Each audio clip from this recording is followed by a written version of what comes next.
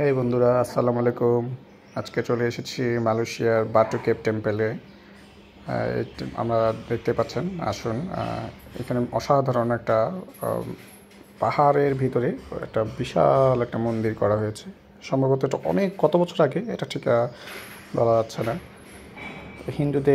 হিন্দুদের আসলে উপাসনালয় একটা, যে এখানে এটা দেখতে পাচ্ছেন।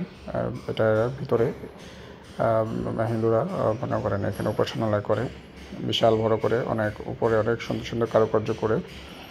এটা মন্দিরের শুরুর দিকে আর কি। এখানের ভিতরে ঢুকতে হলে দেখবেন জুতা খুলে মানুষ ভিতরে যাচ্ছে। তো যারা আসলে হিন্দু ধর্মের, তারা এখানে এই সিঁড়িগুলোর বাইরেই জুতো খুলে খালি পেয়ে এটার ভিতরে ঢুকছে। চলুন, এটা আসলে কোন দিক দিয়ে ঢোকা যায়? সম্ভবত সামনের দিক দিয়ে আশা করা যাচ্ছে। চলেন একটু সামনে আগাই। এখানে প্রচুর মানুষের সমাগম। অনেক এক কিলোমিটার আগে থেকে গাড়ি টাড়ি, অনেক বাস টাস এগুলো সব ওই পাশে রেখে তারপর পায়ে হেঁটে আসতে হয়েছে।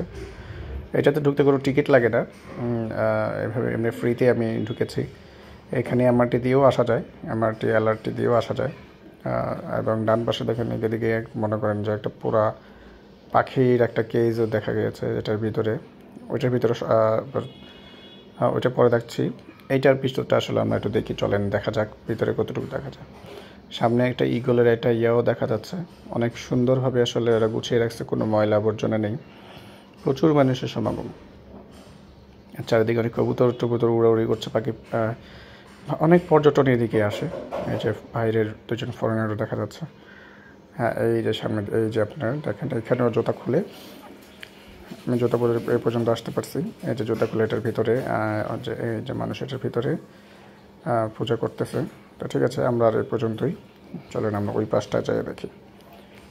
হ্যাঁ, ওই পাশটায় দেখা যাচ্ছে অনেক পশু পাখি এটার ভিতরে সম্ভবত আছে। চলেন এটা দেখা যাক সামনে দিয়ে কতটুকু যে দেখি কি অবস্থা। এখানে অনেক গরম ছিল এখানে, আসলে ঘেমে একাকার অবস্থা। মালয়েশিয়াতে এই বৃষ্টি, এই গরম, ভালোই লাগে। ওয়েদারটা সুন্দর, যে গরম লাগছে আবার একটু পরে বৃষ্টি হচ্ছে। সাধারণ সিটি থেকে আমি ট্যাক্সি দিয়ে বাটু কেভ টেম্পলে এসেছিলাম। 15-20 মিনিটের ভিতরে চলে আসছি। 42-43 রিঙ্গিতের মতো আসছিল আমার। গ্র্যাবে করে ইজিলি চলে আসা যায়। এই যে এদিকে এই বাম পাশে চলে গেল, এটা 5 রিঙ্গিত করে টিকিট করে এই পাখির যে ইয়াগুলো ছিল ওইটা দেখা যায়। তা আমি ওইটাতে ঢুকলাম না। সামনে যে মেইন আপনার টেম্পল বাটু কেভ বলে, ওইটা আমার দেখা আসলে আগ্রহ, তাই আমি সামনের দিকে আস্তে আস্তে এগোচ্ছিলাম। ওইটাই আসলে মূল আকর্ষণ, মানুষের পর্যটন এবং ভিড় ওইখানেই হয়। তো আমরা আসলে ওইখানেই যাব। চলুন। আরেকটা জিনিস, এখানে দেখেন কোনো ময়লা আবর্জনা কিন্তু নাই, মানুষ হাঁটছে। আর প্রচুর ইন্ডিয়ান এখানে, তামিলনাড়ুই বেশি, তামিলনাড়ু মালায়াম, প্রচুর ইন্ডিয়ান বেশি। আর কবুতর, কবুতরের ছড়াছড়ি। এটা ওই সাইডটা সামনের দিকে আরও অনেক ছোট ছোট গম্বুজের মতন মন্দিরের ইয়া করে রাখছে। আর ওরা এখানে পার্কের মতন একটা সুন্দর করে ফোয়ারার মতো মনে করেন গুছিয়ে রেখেছে। চলুন তো এটা দেখা যাক। হ্যাঁ, এইটা ঝর্ণার মতন। আর দেখেন গাছটার উপরে কত পাখি বসে আছে, অনেক কবুতর এবং বিভিন্ন রকমের পাখি এই গাছটাতে এসে বসে রয়েছে। প্রথমে দেখে বুঝেই নেই, দেখেন অনেকগুলো, কিন্তু শত শত হাজার হাজার হবে এই গাছটার ভিতরে। এই যে এদিকে মানুষ একটু নোংরা করে, দেখতেও খারাপ দেখা যায়। মানুষ তো ভাই ইন্ডিয়ান আর বাঙালি, ময়লা করবেই। দেখেন অবস্থা, দেখেন।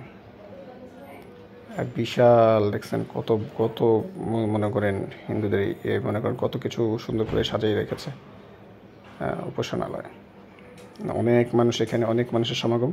তারপর আমি দুপুর দিকে এসেছি, দেখে মানুষ একটু কমই। বিকেলের দিকে নাকি আরও মানুষ হয়, প্রচুর মানুষ হয়। দেখেন বিশাল বড় পাহাড়, ওই যে দেখেন ওই যে সিঁড়ি দেখা যাচ্ছে, আর বিশাল বড় একটা হিন্দুদের মূর্তি, ওদের উপাসনালয় কত বড়। চলুন সামনে আস্তে আস্তে সামনের দিকে যাই। সামনের দিকে গেলে বোঝা যাবে কত বড়। এখানে মানুষ ভিডিও করছে,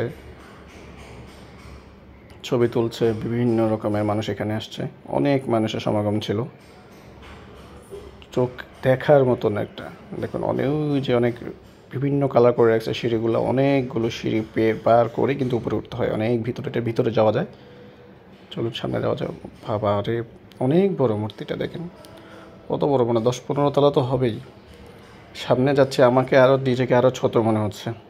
বিশাল বিশাল, শত শত বছর আগে এটা করা মানুষের। দেখুন বিশাল পাহাড়টা, ওয়াও।